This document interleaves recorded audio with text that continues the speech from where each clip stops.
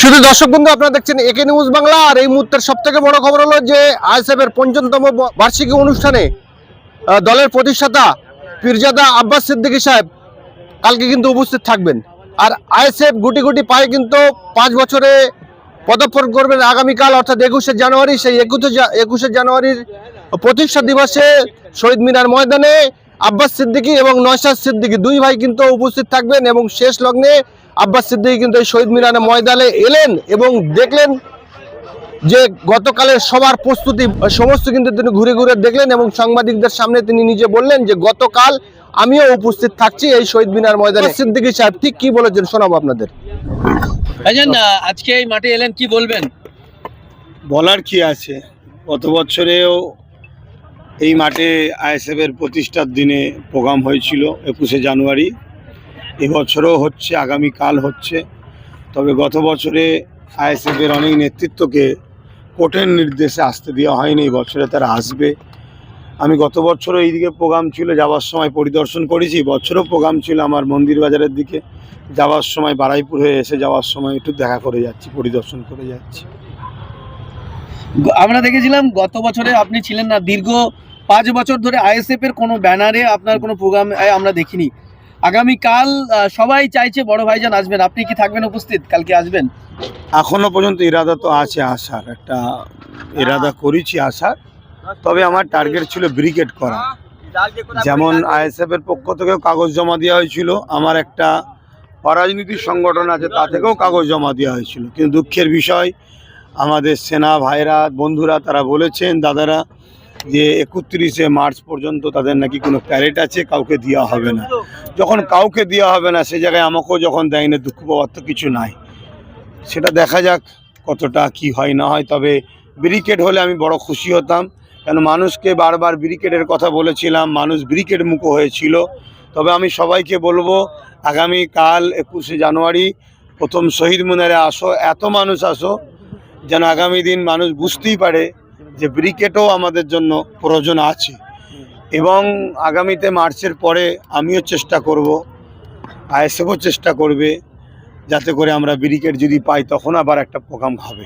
২১-এর আগে ৫ বছর পূর্তি হচ্ছে একটা আইএসএফ এর জন্য মাইল ফলক। সেই মাইল ফলকে আপনি ফের আসছেন, যেদিন উপস্থিত ছিলেন সেদিনও আপনি প্রথমে গেছেন, আজকে আবার ফের সরজমিনে খতিয়ে দেখতে এসেছেন।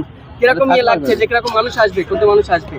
না, মানুষের তো সারা ব্যাপকভাবে আছে এবং মানুষ তো চাই। এখন বাংলায় বিরোধী দল হিসাবে শাসকের বিরুদ্ধে একটাই দল আছে মানুষের কাছে, সেটা হচ্ছে আইএসএফ। তথাকথিত কিছু মিডিয়ার কাছে হয়তো অন্য কাউকে দেখানো হয়, কিন্তু বাস্তব সারজমিনে যদি আপনারা দেখেন তাহলে আইএসএফ হলো প্রকৃত এখন বিরোধী শক্তি। মানুষ এখন আইএসএফের দিকে যেভাবে আসছে, মানুষ যদি ঠিকভাবে আসতে পারে, প্রশাসন যদি শক্ত হাতে আইনকে ঠিকভাবে পরিচালনা করতে পারে, তাহলে ব্রিকেড অনেক ছোট হয়ে যাবে। ২১-এর নির্বাচনের আগে আপনাকে যেভাবে সক্রিয় দেখা গিয়েছিল, এবারেও কি সেই সক্রিয়তা দেখা যাবে? এখন আমি সবসময় সক্রিয়ই আছি, তবে আমার আরও অনেক সাইট আছে, শিক্ষা প্রতিষ্ঠান দেখতে হয়, নলেজ সিটি দেখতে হয়, আরও অনেক কাজ আছে। এবং সবচেয়ে বড় কথা, আমাদের তো লক্ষ্য অনেক নেতা তৈরি করা।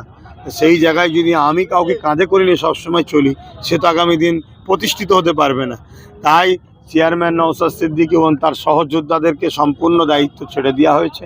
তারা আজকে ভালো কাজ করছে। তো পুরো বাংলার প্রত্যেকটা কোনায় কোনায় আজকে মানুষ আইএসএফ মুখী হয়ে আছে, এটা আমার জন্য অত্যন্ত খুশি ও গর্বের বিষয়। বাংলার মানুষের দাবি যে ২৬শে বিধানসভায় আব্বাস সিদ্দিকী ২৯৪টা বিধানসভার মধ্যে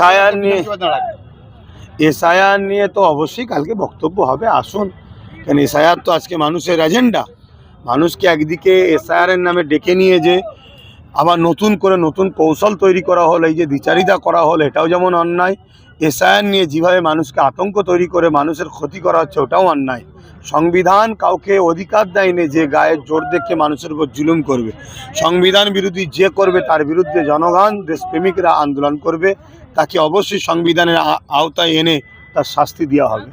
এর আগে আমরা দেখেছি যেভাবে আপনাদের প্রতিষ্ঠা দিবসকে কেন্দ্র করে সারা পশ্চিমবাংলায় উত্তাল হয়ে গেছিল, অর্থাৎ কলকাতা কিন্তু কি পুরো ধুমধুমার কাণ্ড পরিস্থিতি হয়েছিল। আগামীকালকেও দেখতে পাচ্ছি যে ভাঙড়ে বিভিন্ন জায়গায় কি সভা রাখা হয়েছে, এটা কি ইচ্ছাকৃতভাবে করা হচ্ছে না কি ভাবছেন? অবশ্যই শাসক তো কোনোভাবে পারছে না, লাস্টে তার প্রশাসনকে প্রেসার দিয়ে, প্রশাসনরা চাই না, প্রশাসনকে প্রেসার দিয়ে একটা বিশৃঙ্খলা তৈরি করতে চাইছে, যেটা দেখিয়ে বোঝাতে চাইছে আইএসএফ এর গায়ে একটা দাগ লাগাবে। কিন্তু সাধারণ মানুষ আইএসএফ এর পক্ষে আছে। সাধারণ মানুষ এই শাসককে চিনে গেছে, যে শাসক দেখাচ্ছে এক, এর মুখ এক, মুখোশ এক। আমরা দেখলাম যে গতকাল যে এই সবার জন্য যে পোস্টার ব্যানার মারা হচ্ছে, সেই পোস্টার তৃণমূলের কর্মীরা গতকাল নওশাদ সিদ্দিকীর ছবি সহ সেই পোস্টার পুড়িয়ে দিয়েছে এবং নওশাদ সিদ্দিকীকে রীতিমতো গালিগালাজ করা হয়েছে। এটা নিয়ে কি বলবেন? দেখুন, এই কালচার তো বাংলায় ছিল না, এই কালচার টিএমসি তৈরি করেছে। এই কালচার দেখে অনেকে না শিখে গিয়ে আবার মমতাকে না পুরোই, অভিষেককে না পুরোই, মানে তার ব্যানারকে, তখন তারা বুঝবে হাড়ে হাড়ে কি হচ্ছে। তবে আমি কিন্তু এর পক্ষপাতিত্ব নয়, কারোকে পুরানো আমার ইসলাম ইজাজত দেয়নি। আমি একজন ধর্মের অনুসারী হিসাবে এটাকে যেমন অপছন্দ করি, সংবিধানও ইজাজত দেয়নি, এটাকে অপছন্দ করি। তবে আইন যদি আইনের রাস্তায় চলে, আসামিদেরকে উপযুক্ত শাস্তি দেয় দৃষ্টান্তমূলক, তাহলে বাকি হয়তো আগামী দিন আর কেউ এরকম তৈরি হবে না। আর আইন যদি ঢিলে হয়, আরও অনেকে তৈরি হবে, অনেকের ব্যানার পুরোবে।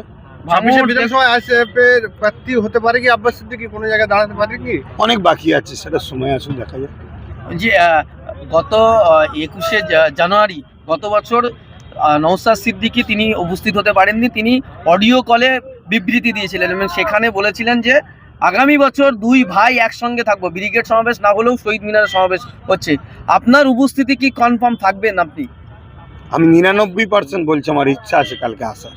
আমি এখনো পর্যন্ত প্রস্তুত আসার জন্য। আমরা সবাই আসুন, প্রত্যেকে নিজের অধিকারের জন্য আসুন, নিজের অধিকার নিবার জন্য আসুন, বাংলা ও দেশকে বাঁচাবার জন্য আসুন। আমরা জানি যে দাদা হুজুর পীর কেবলা তিনি ছিলেন, স্বাধীনতা আন্দোলন তিনি করেছেন, সেই সাথে সাথে স্বাধীনতা আন্দোলন করছেন সেই পরিবার থেকে নওশাদ সিদ্দিকীকে এসআইআর এর নোটিশ দেওয়া হচ্ছে। এই বিষয়টা কিভাবে দেখছেন? দেখুন, প্রথম কথা হচ্ছে কারো নামে যদি নোটিশ আসে, সেটা তো ভেরিফাই হওয়া দরকার একদিকে, যেমন অপরদিকে যারা আসছে নির্বাচন কমিশনার, তারা তো আর কে স্বাধীনতা সংগ্রামী ঘরের ছেলে তারা তো জানে না, তারা তো গুজরাট দিল্লির লোক। বিডিও এবং বিএলও তারা এই বিষয়টা সজাগ করালে মনে আরও ভালো হতো।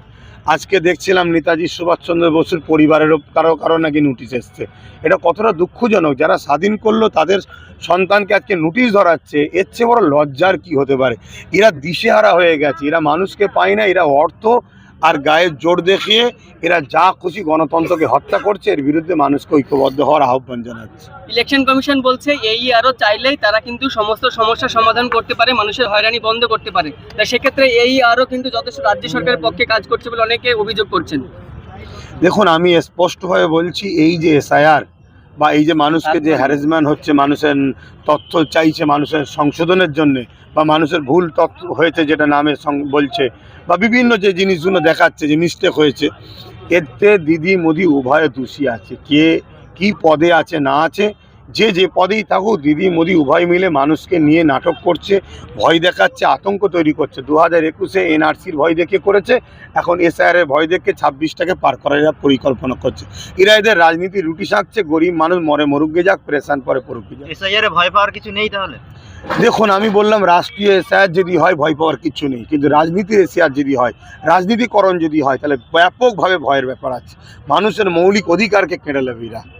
এসআইআর তো রাজনীতিকরণ হয়েছে, তাহলে রাজনীতিকরণ যদি হয়ে থাকে, অন্যায় হয়েছে, যারা করেছে তাদের বিরুদ্ধে মানুষকে ঐক্য হতে হবে, আইনের আওতায় তাদেরকে নিয়ে আসতে হবে, আইনকে সামনে রেখে তাদের বিরুদ্ধে আমাদেরকে সংগ্রাম আরো বিভিন্ন জায়গায় শক্তিশালী করতে হবে। বিভিন্ন জায়গায় দেখছি যে বিজেপির নেতারা তারা কিন্তু আর কি ফর্ম 7 নিয়ে যাচ্ছে ভোট নাম কেটে দেওয়ার জন্য, বিভিন্ন জায়গায় আর কি ব্যাক তারা আর কি মানে ফর্ম নিয়ে যাচ্ছে। এটা কিভাবে দেখছেন? দেখুন, এই বাংলায় বিজেপি আসার অনেক চেষ্টা করছে, বামফ্রন্টকে সরিয়ে টিএমসিকে দিয়েছে, টিএমসি যাতে আস্তে আস্তে বিজেপির মাইন্ডটাকে বাংলায় চাষ করতে পারে। কিন্তু এতদিন ধরে 15 বছর হয়ে গেছে এই বাংলাতে কিন্তু সেভাবে বিজেপিকে চাষ করতে টিএমসিও ব্যাকফুটে যাচ্ছে।